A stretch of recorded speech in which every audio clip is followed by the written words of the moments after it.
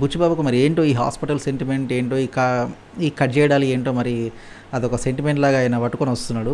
Hello guys, welcome to పెద్ద movie review. This is MK. ఇందాకే movie చూడడం అయితే జరిగింది. నా ఫస్ట్ ఇంప్రెషన్ వచ్చేసి మూవీ గురించి, ఒక మూవీని ఇన్ని వేస్లో 2.5 గంటల మూవీలో ఇన్ని మల్టిపుల్ టైమ్స్ మనం ఒక స్టోరీని తిప్పొచ్చు అని ఈ బుచ్చిబాబు అయితే నిరూపించాడు మనకి. ఓవరాల్గా మనం స్టోరీ గురించి మాట్లాడుకుంటే, ఇది యాక్చువల్లీ ఒక సినిమా వచ్చేసి గుర్తింపులోని ఒక ఊరు, గుర్తింపులోని ఒక మనుషులు, రవాణా సౌకర్యం కావాలని ఆరాటపడే ఒక ఊరి కథ ఇది. దానికి సంబంధించిన స్టోరీ. సినిమా మొత్తం ఈ స్టోరీ మీదనే వెళ్తుంటుంది అన్నమాట. మూవీకి మెయిన్ ప్లస్ పాయింట్ వచ్చేసి జగపతి బాబు గారు అనుకోవచ్చు. ఎందుకంటే అతని సీన్స్ వచ్చిన ప్రతిసారి ఒక తెలియని ఎమోషన్కి మనం కనెక్ట్ అవుతుంటాం అన్నమాట. ఎస్పెషల్లీ మనకు ఏదైతే ఇంటర్వెల్ సీన్ ఉందో, సో అక్కడ ఆటోమేటిక్గా ప్రతి ఒక్కరు కొంచెం సెంటిమెంట్కి వెళ్ళిపోతారు. ఆ సెంటిమెంట్ అక్కడ వర్కౌట్ అయింది కూడా. The best finishing interval scene అని చెప్పొచ్చు అది మనకి. ఇంకా రామ్ చరణ్ గారి గురించి చెప్పాల్సిన అవసరం లేదు. అతని బాడీ ట్రాన్స్ఫర్మేషన్ కావచ్చు. యాక్చువల్లీ RRR తర్వాత నాకు తెలిసి అంత పర్ఫెక్ట్గా అంత ఎమోషనల్గా నటించిన సినిమా ఏదైనా ఉంది అంటే మనకి మళ్ళీ ఇదే అని చెప్పుకోవచ్చు. RRR సినిమా తర్వాత this is the best movie, పెద్ద మూవీ రామ్ చరణ్ గారికి. ఆయన కొన్ని సీన్స్లో ఆయన ఎమోషనల్ చూపించిన విధానము అసలు ఎవరైతే ఫ్యాన్స్ ఉన్నారో ఫ్యాన్స్కి పండగ అని చెప్పుకోవచ్చు. చాలా బాగుంది సినిమా అయితే. అండ్ ఇంకొకటి, ఇందులో మన దివ్యంద్ గారు అంటే మన మున్నాబాబు ఉంటారు కదా, మున్నాబాబు క్యారెక్టర్ కూడా కొంతవరకు పర్లేదు, బాగా అనిపించింది. మెయిన్ మైనస్ పాయింట్ ఏంటంటే ఇక్కడ హీరోయిన్కి సంబంధించిన కొన్ని సీన్స్ ప్లస్ ఐటమ్ సాంగ్ ఏది సెకండ్ హాఫ్లో వచ్చి మనకు ఐటమ్ సాంగ్ ఏదైతే ఉందో ఇది సినిమాకి మెయిన్ మైనస్ పాయింట్ అయిపోతుంది. సో ఈ రెండు తప్పించి మూవీలో పెద్దగా వెతకాల్సిన మైనస్ పాయింట్స్ అయితే ఏం లేవు. మ్యూజిక్ గురించి చెప్పుకోవాలి. మెయిన్గా మ్యూజిక్ గురించి కంపల్సరీ చెప్పుకోవాలి. AR రెహమాన్ గారు యాక్చువల్లీ అవుట్డేటెడ్ అనుకున్నారు, బట్ ఈ మూవీ చూస్తే ప్రతి ఒక్కరికి మ్యూజిక్ అనేది ఆ మ్యూజిక్తో మూవీలో ఇంకా ఎక్కువ ఇన్వాల్వ్ అయిపోతారు. అంత బాగా ఇచ్చారు ఈ మూవీకి AR రెహమాన్ గారు. నాకు తెలిసి పెద్ద మూవీకి AR రెహమాన్ గారు తప్పించి మిగతా ఎవరు కూడా అలాంటి బ్యాక్గ్రౌండ్ స్కోర్ ఇవ్వలేరేమో, అంత బాగా ఇచ్చారు. యాక్చువల్లీ ఒక సెంటిమెంట్ ఉంది. ఈ మధ్య గత 10 సంవత్సరాల నుండి AR రెహమాన్ గారు ఏ మూవీ ముట్టుకున్నా కానీ ఆ సినిమా ఫ్లాప్ అని ఒక టాక్ అయితే ఉంది. బట్ ఈ మూవీలో మాత్రం ద బెస్ట్ వర్క్ అయితే ఇచ్చారు AR రెహమాన్ గారు. యాక్టింగ్ విషయానికి వస్తే జగపతి బాబు గారి యాక్టింగ్ గురించి చెప్పాల్సిన అవసరం లేదు. నాకు తెలిసి సినిమాకు మెయిన్ హైలైట్ పాయింట్, మీకు ఇంటర్వెల్ వరకు కూడా మిమ్మల్ని కదలకుండా కూర్చోబెట్టేది ఆయన క్యారెక్టర్. చాలా బాగా డిజైన్ చేశారు. అండ్ అతను యాక్టింగ్ గురించి ప్రత్యేకంగా చెప్పాల్సిన అవసరం లేదు. అవుట్ స్టాండర్డ్ పర్ఫార్మెన్స్ అయితే ఇచ్చారు. The best of the best performance. నాకు తెలిసి ఈ మధ్యకాలంలో జగపతి బాబు గారికి ఇంత మంచి క్యారెక్టర్ వాడింది అనేది లేదు అసలు. ద బెస్ట్ పర్ఫార్మెన్స్ అనేది ఇచ్చారు. ఆయన ఇచ్చిన కొన్ని సీన్స్లో ఆల్మోస్ట్ కొంచెం హెవీ సెంటిమెంట్ వర్కౌట్ అయింది. ఆయన కనిపించిన ప్రతి సీను మంచి సెంటిమెంట్ వర్కౌట్ అయింది. బుచ్చిబాబు గారు జగద్బాబు గారిని చాలా బాగా యూజ్ చేసుకున్నారు. అంటే అతని యాక్టింగ్లో ఉన్న పొటెన్షియల్ని మొత్తం బయటికి తీపించారు. ఆయనకు కావాల్సింది ఏదో ప్రతి ఒక్కటి ఆయనకు రప్పించుకొని యాక్టింగ్ చేయించారు.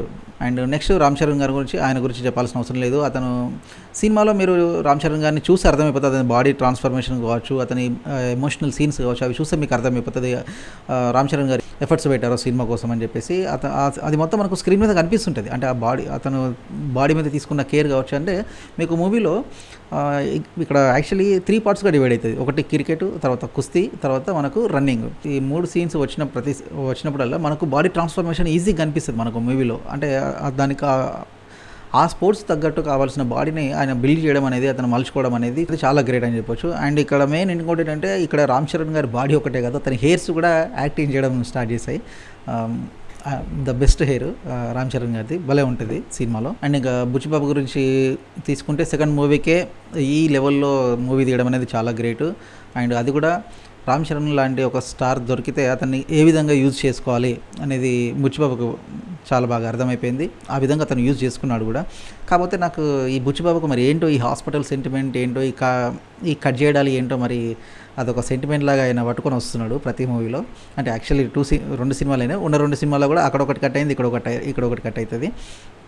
సో అది కొంచెం ఆయన తగ్గించుకుంటే మంచిది. ఎందుకంటే ప్రతి మూవీలో ఏదో ఒకటి కట్ చేయడం అంటే చూసే వాళ్ళకి కొంచెం బోరింగ్ అనిపిస్తుంది. యాక్చువల్లీ ఫస్ట్ హాఫ్లోనే మన హీరో గారికి ఒక సీన్ ఉంటుంది, ఒక ఫైటింగ్ సీన్లో ఒకటి ఉంటుంది. చూస్తే ఇదేంటి మళ్ళీ బుచ్చిబాబు పాత మూవీలోకి వెళ్ళిపోయాడా అనే మీకు సందేహం వస్తుంది. అలాంటి సీన్ కూడా ఒక దగ్గర తగులుతుంది మీకు. మూవీ చూస్తే మీకు అర్థమైపోతుంది. కాకపోతే అనుకున్నంత భయపడాల్సిన అవసరం లేదు, అలాంటిది ఏం లేదు. బట్ సెకండ్ హాఫ్లో కట్ అవుతుంటాయి. కట్ చేసే ఫ్యాంటసీ ఏంటో మన బుచ్చిబాబు గారికి. అండ్ కొన్ని మూవీస్లో మనం చూసాం కదా, నువ్వు వస్తానంటే నేను వద్దంటారా, మీమ్స్ పెట్టేసి జాహ్నవి కపూర్ గారు ఇప్పుడు మీరు వస్తారు అనగానే బయట చేసేయమంటారా అని ఆ సీన్స్ ఉన్నాయి కదా, ఈ మూవీ చూస్తే కూడా ఆ మీమ్కి కరెక్ట్ ఎగ్జాక్ట్ మ్యాచ్ అవుతుంది.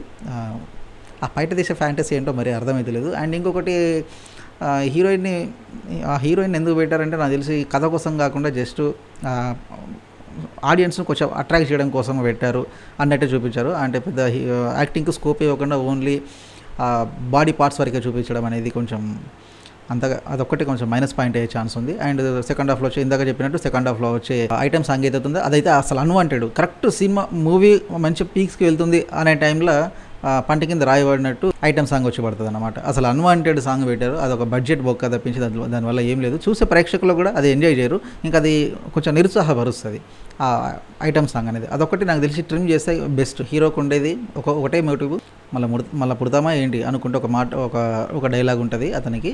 సో దాని తగ్గట్టే అంటే ఏం చేసినా కానీ ఈ సినిమాలోనే చేసేయాలి అని ఆయనకు ఒక మోటివ్ ఉంటుంది హీరో క్యారెక్టర్కి. అండ్ డైరెక్టర్ ప్రతిసారి మనకు చెప్పాడు, ఇందులో మీకు రామ్ చరణ్ కనబడడు, పెద్ది మాత్రమే కనిపిస్తాడని. నిజంగానే మనకు రామ్ చరణ్ని వదిలేసి పెద్దిని మాత్రమే మనం పట్టుకుంటాము. అంటే మూవీ చూసిన తర్వాత మనకు సినిమా కంటే ముందు ఇదేం పేరు అబ్బా బాగుంది, ఇది ఇలా ఉంది అనుకుంటాం, కానీ సినిమా చూసిన తర్వాత ఆ పెద్ది అనేది అది మనకు ఒక అలవాటు అయిపోతుంది. అంత బాగుంది, ఆ పేరు కూడా పర్ఫెక్ట్ సూట్ అయిపోయింది. సో ఓవరాల్గా సినిమా చూస్తే పర్లేదు, ఒకసారి చూడవచ్చు, ఎంజాయ్ చేయొచ్చు, ఫుడ్ కలిసి వెళ్ళొచ్చు. బట్ కొన్ని అన్వాంటెడ్ సీన్స్ అది పెట్టడం అనేది కొంచెం ట్రిమ్ చేసేస్తే ఇంకొంచెం ఎక్కువ ఆడియన్స్ కనెక్ట్ అయ్యే ఛాన్స్ ఉంటుంది, ఫ్యామిలీస్ వచ్చే ఛాన్స్ ఉంటుంది. అండ్ మన కన్నడ హీరో శివరాజ్ కుమార్ గారి గురించి మనం మాట్లాడుకోవాలి.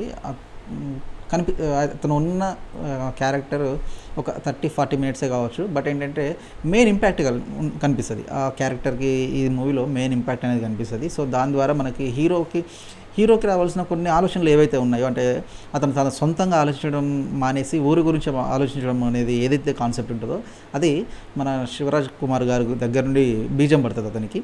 అది మీకు మూవీలో చూసి అర్థమైపోతుంది. అండ్ ఇంకొకటి ఇంటర్వ్యూలో వచ్చే క్రికెట్ వదిలేసి మళ్ళీ కుస్తీలోకి రావడం అనేది ఇది తీసుకెళ్ళిన విధానం బాగుంది. అంటే ఆ ట్రాన్స్ఫర్మేషన్ ఏదైతే ఉంటుందో అంటే మనకు పర్ఫెక్ట్ ఒక రీజన్ కనిపిస్తుంది. అంటే అతను క్రికెట్ వదిలేసి ఈ స్పోర్ట్స్లోకి రావడానికి ఒక రీజను, అండ్ ఇది వదిలేసి ఇంకొక స్పోర్ట్స్లోకి వెళ్ళడానికి ఒక రీజను. పర్ఫెక్ట్ రీజన్ అనేది బుచ్చిబాబు అనేది పర్ఫెక్ట్ రైటింగ్ బాగుంది, మంచిగా రాసుకున్నాడు ఇతను బుచ్చిబాబు. సో అతను తీసుకెళ్ళిన విధానం బాగుంది స్టోరీ మెయిన్గా.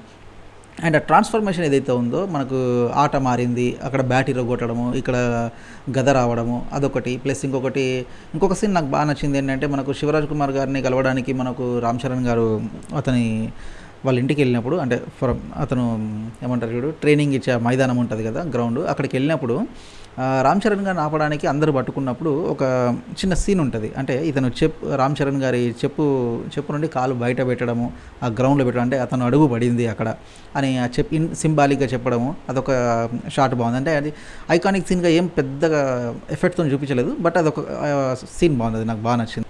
అండ్ ఇంకా కొన్ని మైనస్ విషయాలకు వస్తే ఇలా ఇంతకుముందు సినిమాలో చాలా చూసాం, కొన్ని సెంటిమెంట్ సీన్స్, కొంతమంది మోసం చేయడం, అలాంటి సీన్స్ యాజ్ కొన్ని దీంట్లో కూడా కంటిన్యూ అయిపోయి.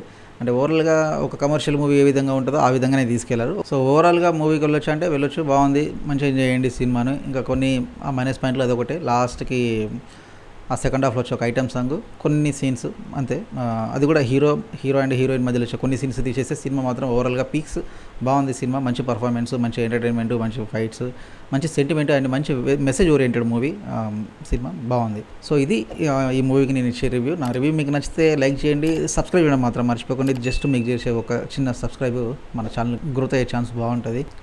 నేను మీ నుండి కోరుకునేది ఒక చిన్న సపోర్ట్ మాత్రమే. నచ్చితే లైక్ చేయండి, కామెంట్ చేయండి, సబ్స్క్రైబ్ చేయడం మాత్రం మర్చిపోకండి, అండ్ వీలైనంత వరకు షేర్ చేయండి. Thanks for watching this video. Thank you.